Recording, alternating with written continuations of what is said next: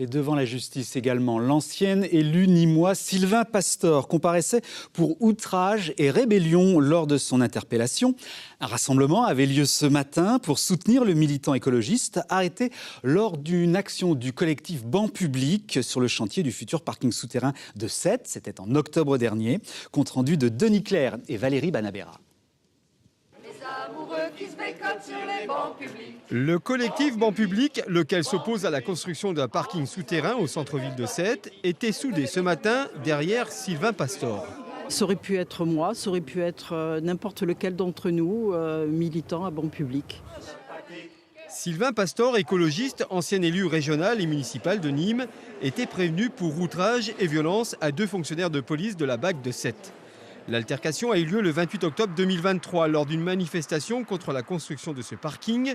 Selon la défense et les témoins, les policiers ne portaient pas de brassard et ne ressemblaient pas à des forces de l'ordre.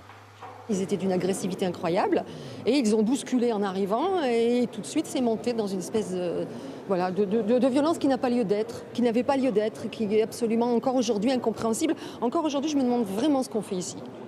Échange de coups et d'injures, Sylvain Pastor assure ne pas avoir compris que les 2 hommes étaient de la police. Arrêté, menotté, il a passé 25 heures en garde à vue. Ces policiers-là n'avaient rien à faire là. C'est les policiers de la BAC, ils interviennent quand il y a des infractions. Il n'y avait aucune infraction, c'est une interpellation totalement arbitraire. Sylvain Pastor n'a commis aucune infraction, personne n'a commis des infractions.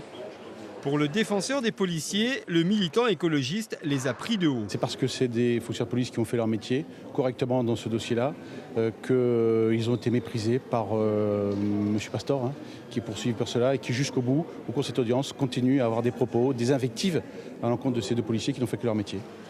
Pour le procureur, Sylvain Pastor n'est pas une victime de la répression policière. Il n'aurait pas dû s'opposer aux forces de l'ordre.